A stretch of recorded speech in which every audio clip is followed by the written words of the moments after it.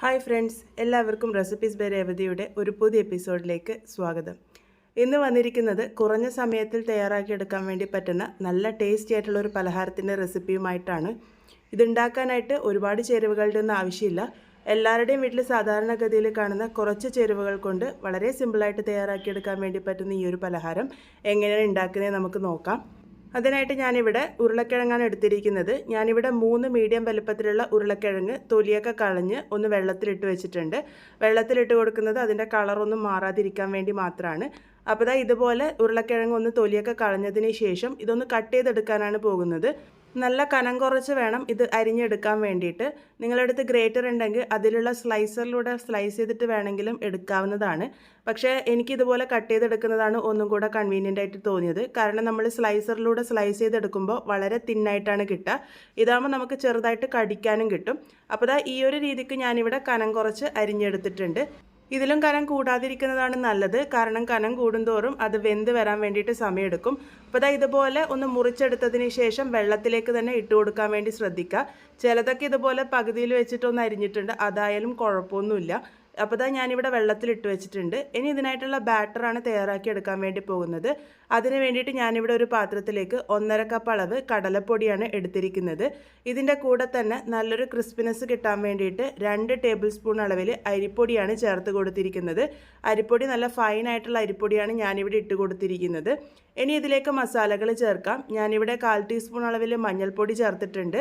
എരിവിന് പാകത്തിന് 1 ടീസ്പൂൺ അളവിൽ മുളക് പൊടിയും 1 ടീസ്പൂൺ അളവിൽ ചില്ലി ഫ്ലേക്സും ആണ് ചേർത്ത് കൊടുത്തിരിക്കുന്നത്.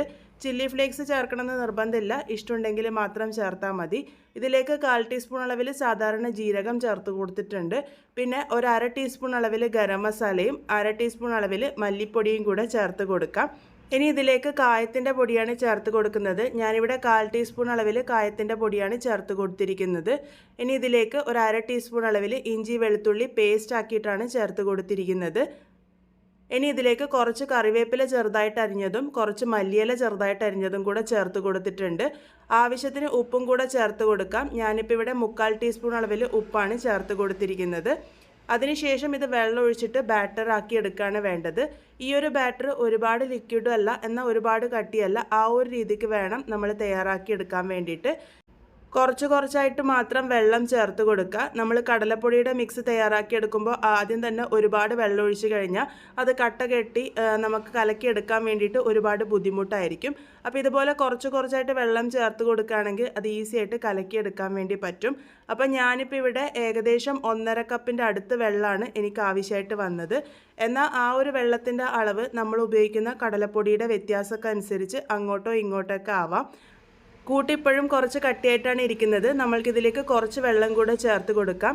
നേരത്തെ പറഞ്ഞതുപോലെ ഞാനിവിടെ 1.5 കപ്പ് അളവിൻ്റെ അടുത്ത് വെള്ളമാണ് എനിക്ക് ആവശ്യമായിട്ട് വന്നത്. ആ ഒരു കൂട്ട് എന്ന് പറഞ്ഞാൽ സെമി ലിക്വിഡായിട്ടുള്ള ബാറ്ററാണ് നമുക്ക് ആവശ്യമായിട്ടുള്ളത്. ഒരുപാട് കട്ടിയും ഉണ്ടാവാൻ പാടില്ല, ഒരുപാട് ലൂസും ആകാതിരിക്കാൻ വേണ്ടിയിട്ട് ശ്രദ്ധിക്കുക. ഇതുപോലെയാണ് നമ്മളുടെ കൂട്ട് ആവശ്യമായിട്ടുള്ളത്. ഇതുപോലെ സെമി ലിക്വിഡ് ആയിട്ടുള്ള ബാറ്ററാണ് നമുക്ക് ആവശ്യമായിട്ടുള്ളത്. കൂട്ടിൻ്റെ കൺസിസ്റ്റൻസി നിങ്ങൾക്ക് കാണുമ്പോൾ തന്നെ മനസ്സിലാകുന്നുണ്ടാവും. ഒരുപാട് തിക്കും അല്ല, ഒരുപാട് ലൂസും അല്ല. അപ്പോൾ നമ്മൾ നേരത്തെ വെള്ളത്തിലിട്ട് വെച്ചിരിക്കുന്ന ആ ഒരു ഉരുളക്കിഴങ്ങ് ഇപ്പോൾ വെള്ളമൊക്കെ ഒന്ന് പോകാൻ വേണ്ടിയിട്ട് ഞാൻ സ്ട്രെയിനറിലേക്ക് ഇട്ട് കൊടുത്തിട്ടുണ്ട്. ഇവിടെ ഞാൻ എണ്ണ ചൂടാക്കാൻ വേണ്ടി വെച്ചിരുന്നു. എണ്ണ നല്ലപോലെ ചൂടായതിന് ശേഷം വേണം നമ്മളിത് ഓരോന്നായിട്ട് ഇട്ട് കൊടുക്കാൻ വേണ്ടിയിട്ട്. നേരത്തെ മുറിച്ച് മാറ്റി വെച്ചിരിക്കുന്ന ആ ഒരു ഉരുളക്കിഴങ്ങ് വെള്ളമൊക്കെ ഒന്ന് ചെറുതായിട്ട് മാറി വന്നതിന് ശേഷം ഈ ഒരു കൂട്ടിൽ നല്ലപോലെ ഡിപ്പ് ചെയ്തെടുത്തിട്ട് അതിലേക്ക് ഓവറായിട്ടുള്ള കൂട്ട് നല്ലപോലെ മാറ്റിയതിന് ശേഷം വേണം തിളച്ച എണ്ണയിലേക്ക് ഇട്ട് കൊടുക്കാൻ വേണ്ടിയിട്ട്.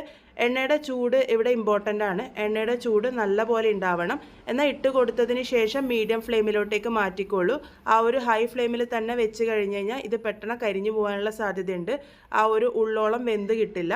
അപ്പോൾ ഇതുപോലെ ഇട്ട് കൊടുക്കുമ്പോൾ എണ്ണ നല്ല ചൂടായിരിക്കണം. അതിനുശേഷം മീഡിയം ഫ്ലെയിമിൽ വെച്ചിട്ട് തിരിച്ചും മറിച്ചൊക്കെ ഇട്ട് എല്ലാ ഭാഗവും നല്ലൊരു ഗോൾഡൻ ബ്രൗൺ കളർ ആകുന്നത് വരെയാണ് ഇത് കുക്ക് ചെയ്തെടുക്കേണ്ടത്. ഇത് എണ്ണയിലേക്ക് ഇട്ട് കൊടുക്കുമ്പോൾ തന്നെ നല്ല പോലെ പൊങ്ങിയൊക്കെ വരും. നിങ്ങൾക്ക് ആ ഒരു വീഡിയോയിൽ കാണുമ്പോൾ തന്നെ മനസ്സിലാകുന്നുണ്ടാകും എല്ലാം നല്ല പോലെ പൊന്തി വന്നിട്ടുണ്ട്. ഇനി ഇത് തിരിച്ചും മറിച്ചൊക്കെ ഇട്ട് എല്ലാ ഭാഗവും നല്ലൊരു ഗോൾഡൻ ബ്രൗൺ കളർ ആകുന്നത് വരെ മീഡിയം ഫ്ലെയിമിൽ വെച്ചിട്ട് വേണം കുക്ക് ചെയ്തെടുക്കാൻ വേണ്ടിയിട്ട്. എങ്കിൽ മാത്രമേ അതിൻ്റെ ഉള്ളിലുള്ള ഒരു ഉരുളക്കിഴങ്ങ് നല്ലപോലെ വെന്ത് വരുള്ളൂ. നമ്മൾ ഉരുളക്കിഴങ്ങ് നല്ല കനം കുറച്ച് അരിഞ്ഞത് കൊണ്ട് തന്നെ വെന്ത് വരാൻ വേണ്ടിയിട്ട് ഒരുപാട് സമയമൊന്നും എടുക്കില്ല.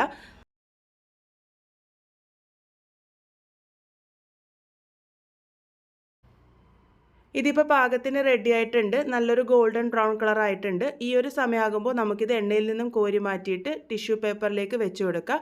ടിഷ്യൂ പേപ്പറിലേക്ക് വെച്ച് കൊടുക്കുമ്പോൾ ഇതിലേക്ക് കൂടുതലായിട്ട് എണ്ണ വലിച്ചിട്ടുണ്ടെങ്കിൽ അതൊക്കെ വലിഞ്ഞ് വന്നോളും. അപ്പോൾ ദാ ഇതുപോലെ ഞാൻ കോരിയെടുത്ത് എണ്ണയൊക്കെ നല്ലപോലെ മാറ്റിയതിന് ശേഷം ടിഷ്യൂ പേപ്പറിലേക്ക് വെച്ച് കൊടുക്കാം. ഇതേപോലെ തന്നെ നമുക്ക് ബാക്കിയുള്ളതൊക്കെ തയ്യാറാക്കിയെടുക്കാം. തയ്യാറാക്കിയെടുക്കുമ്പോൾ ശ്രദ്ധിക്കാനുള്ളത് ഇത് ഓരോന്നായിട്ട് ഇട്ട് കൊടുക്കുമ്പോൾ ആദ്യം എണ്ണ നല്ല ചൂടായിരിക്കാൻ വേണ്ടി ശ്രദ്ധിക്കണം. എണ്ണയുടെ ചൂട് കുറഞ്ഞു കഴിഞ്ഞാലും ഇത് നല്ലപോലെ എണ്ണ കുടിക്കാനുള്ള സാധ്യതയുണ്ട്.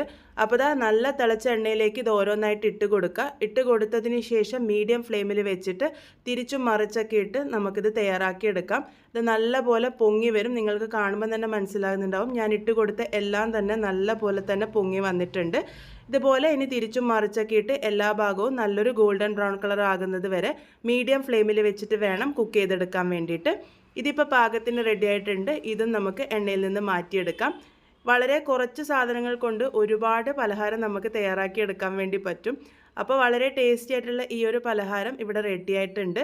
ഉരുളക്കിഴങ്ങൊക്കെ വെച്ച് വളരെ സിമ്പിളായിട്ട് തയ്യാറാക്കിയെടുത്തിരിക്കുന്ന നല്ല ടേസ്റ്റി ആയിട്ടുള്ള ഈ ഒരു പലഹാരം നിങ്ങൾ എന്തായാലും ട്രൈ ചെയ്ത് നോക്കുക. ഒരുപാട് സമയമൊന്നും വേണ്ട തയ്യാറാക്കിയെടുക്കാൻ വേണ്ടിയിട്ട്. ട്രൈ ചെയ്തതിന് ശേഷം ഫീഡ്ബാക്സ് ഒക്കെ പറയുക. വീണ്ടും ഒരു നല്ല റെസിപ്പിയുമായി വളരെ പെട്ടെന്ന് തന്നെ കാണാം.